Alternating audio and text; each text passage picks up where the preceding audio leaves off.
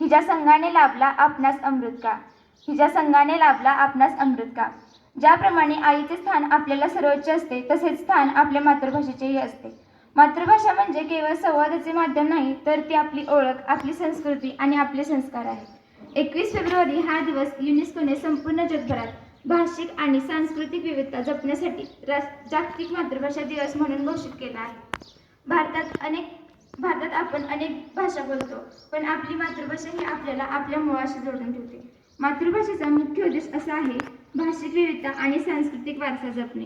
आपली मातृभाषा ही आपली पहिली ओळख आहे, तिचा सन्मान करा हा मातृभाषेचा प्रमुख संदेश आहे। मातृभाषा ही केवळ संवादाचे साधन नाही, तर ती आपल्या संस्कृतीचा आणि संस्काराचा पाया आहे।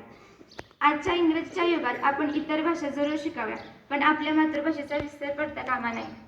मातृभाषेतील पुस्तके वाचली पाहिजेत आणि आपल्या भाषेचा अभिमान बाळगला पाहिजे। मी जाता जाता एवढंच म्हणेन, आपली शान मराठी, आपला मान मराठी। आपली शान मराठी, आपला मान मराठी। जगण्याचा ध्यास मराठी, महाराष्ट्राचा श्वास मराठी। जगण्याचा ध्यास मराठी, महाराष्ट्राचा श्वास मराठी। धन्यवाद।